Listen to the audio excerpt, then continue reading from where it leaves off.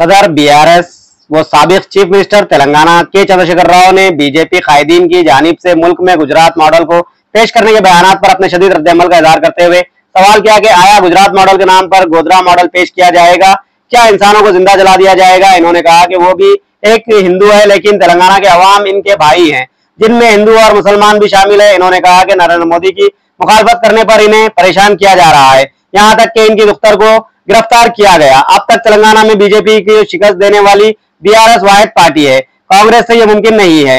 कांग्रेस और बीजेपी ने खुफिया मुफाहमत कर ली है। चंद्रशेखर राव ने कहा कि तेलंगाना एक सेकुलर रियासत है, यहाँ हिंदू और मुसलमान दोनों रहते हैं। बीआरएस दौरे हुकूमत में मुसलमानों की तरक्की पर 12,000 करोड़ रुपए खर्च किए गए। इन्होंने कहा कि अल्लाह के घर देर है लेकिन अंधेर नहीं। तेलंगाना के लिए इन्होंने काफी जद्दोजहद की थी, बिलाखिर अलहदा रियासत को वो हासिल करने में कामयाब रहे। इन्होंने बीजेपी को मशवरा दिया कि वो मजहब के नाम पर अवाम में तफर्रुका पैदा ना करे। चंद्रशेखर राव ने नरेंद्र मोदी की जेर क़यादत हुकूमत पर सख्त तरीन तनकीद करते हुए कहा कि वो अपने वादों पर अमल आवरी में नाकाम रही और अवाम की बहबूद की बिल्कुलिया तौर पर नजरअंदाज कर दिया गया। चंद्रशेखर राव ने कहा कि 10 साल तक इख्तिदार में रहने के बावजूद मोदी महज नारों और फिरका वाराना अदावत को फरोग देने तक ही महदूद रहे। इन्होंने ऐसा कोई कारनामा अंजाम नहीं दिया जिसका वो सहरा अपने सर ले सके। निजाम पीर के रोज शाम निजामाबाद में रोड शो को मुखातिब करते हुए बीआरएस सरबराह ने कहा कि 10 साल के दौरान मोदी हुकूमत महज खाली नारों तक ही महदूद रही और बीजेपी ने जो भी वादे किए थे इन पर अमलावरी नहीं हुई। इन्होंने कहा कि मोदी ने बेटी बचाओ बेटी पढ़ाओ और सबका साथ सबका विकास के नारों को फरामोश कर दिया। इन्होंने कहा कि मोदी ने अच्छे दिन के वादे किए थे लेकिन अवाम के लिए बुरे दिन आ गए हैं। पेट्रोलियम अशिया की कीमतों में गैर मामूली इजाफा हो गया। जीएसटी के जरिए अवाम से ज्यादा महसूल वसूल किए जा रहे हैं। कि मोदी ने जन धन अकाउंट में 15 लाख रुपए मुंतकिल करने का वादा किया था।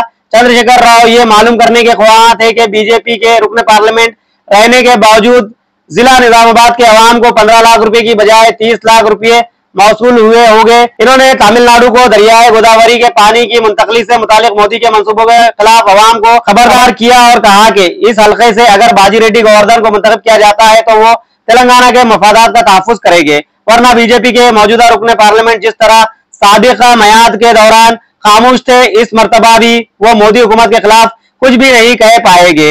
चंद्रशेखर राव ने कहा कि पेशरू बीआरएस हुकूमत ने निजाम सागर प्रोजेक्ट को कालेश्वरम लिफ्ट इरिगेशन प्रोजेक्ट से मरबूत किया था, यानी कि कोई किल्लत ना हो सके। आखिर में बीआरएस सरबराह वो साबिक चीफ मिनिस्टर के चंद्रशेखर राव ने बाजी रेड्डी गोवर्धन हल्का पार्लियामान निजामाबाद उम्मीदवार को भारी अक्सरियत से कामयाब बनाने की रायदंदों से पुरखुलूस अपील की। విజ్ఞతతో ఆలోచించి ఎవరు గెలిస్తే మంచిది, ఈ రాష్ట్ర భవిష్యత్తు ఎవరి చేతుల్లో ఉంటే మంచిది, అన్ని విషయాలు మీరు కూలంకషంగా చర్చించి బ్రహ్మాండంగా బీఆర్ఎస్ అభ్యర్థులను గెలిపించాలని చెప్పి నేను మనవి చేస్తా ఉన్నా. నేను కూడా హిందువునే, నేను హిందువుని కాదని కాదు, కానీ తెలంగాణ రాష్ట్రంలో ఉన్నటువంటి యావత్తు ప్రజల ఆత్మ బంధువు కేసీఆర్. ఏ ఒక్క వర్గానికో కాదు, తెలంగాణలో ఉన్న అందరు ప్రజలు బాగుపడాలి, అన్ని వర్గాలు మంచిగా ఉండాలి,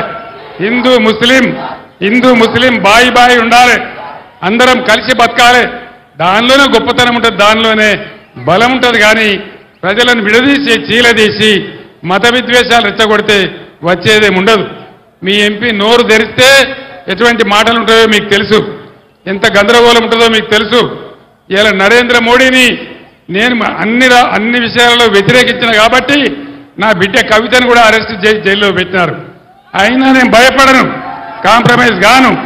ఎట్టి పరిస్థితులలో పోరాటం చేస్తే తప్ప కేసీఆర్ ఏనాడు కూడా లొంగిపోయలేదు, ఇప్పుడు కూడా లొంగిపోయే ప్రసక్తి లేదు. 600 సరే లొంగిపోయే ప్రసక్తి లేదు. ఇంకో మాట కూడా నేను మనవి చేస్తా ఉన్నా, నరేంద్ర మోడీకి మెజారిటీ వస్తలేదు, తుస్సుమన్నది. 400 पार गिर 100 पार 100 पार हो गया, कोई पार नहीं है. 210 है तो ज्यादा बोल के लोग बोल रहे.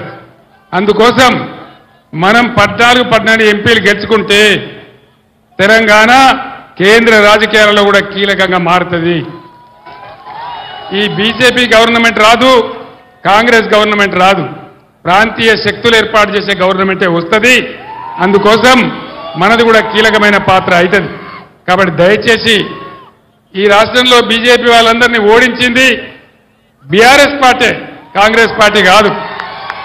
కాంగ్రెస్ బీజేపీ కుమ్మక్కైతాయి, రాత్రికి రాత్రి ఒకటైతాయి. ఆ మోసం కూడా చేస్తారు. కాబట్టి దయచేసి మీ అందరూ నేను కోరేది, రైతులకు ఎట్లయితే ఇలా గవర్నమెంట్ దిగొచ్చి రైతు బంద్ వేస్తున్నదో అదేవిధంగా అన్ని హామీలు అమలు కావాలంటే, కరెంటు చక్కగా రావాలంటే, విద్యార్థులకు న్యాయం జరగాలంటే, కృష్ణా గోదావరి నదుల నీళ్లు మనకే దక్కాలంటే బీఆర్ఎస్ అయితేనే పేగులు దిగేదాకా కొట్లాడుతుంది. కాబట్టి దయచేసి ఏమరపాటున ఉండకుండా బీఆర్ఎస్ అభ్యర్థి బాజిరెడ్డి గోవర్ధన్ గారిని గెలిపించాలని నేను మీ అందరినీ కోరుతూ నేను సెలవు తీసుకుంటా ఉన్నా. జై తెలంగాణ. కారు గుర్తుకే, కారు గుర్తుకే. జై తెలంగాణ. ధన్యవాదాలు. మీరంతా క్షేమంగా ఇళ్ళకి వెళ్ళండి.